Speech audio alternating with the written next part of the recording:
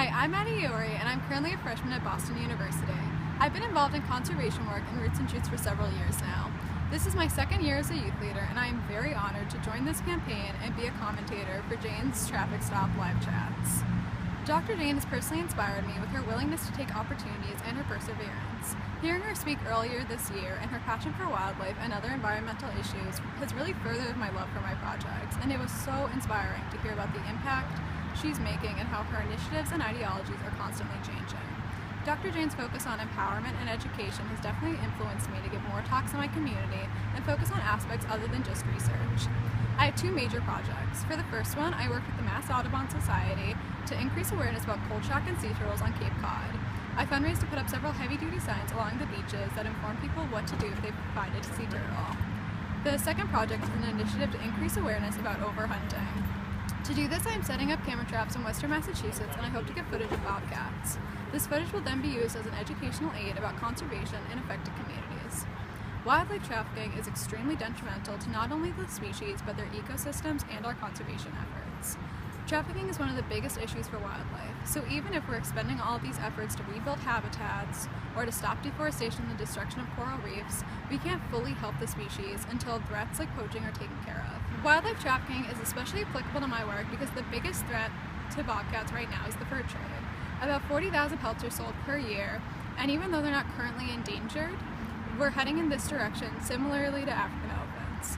Sea turtles are also major victims of trafficking because their eggs are taken for consumption, they're killed for their meat, or their shells are used for accessories. My project aims to inform people about different conservation issues, and though trafficking of sea turtles isn't common in Massachusetts, unlike in other areas, the populations of sea turtles globally and locally still feel the effects of wildlife trafficking. One moment in particular that gave me hope for our ability to make seemingly impossible things happen was after I had presented my project for sea turtle conservation while receiving my Girl Scouts Gold Award.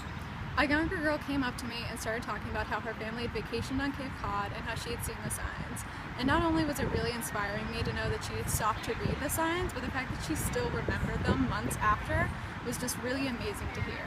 I think that at the end of the day, if the work we do inspires one other person to have the same or an even better impact, then we're able to make these amazing, improbable things happen despite what's working against us.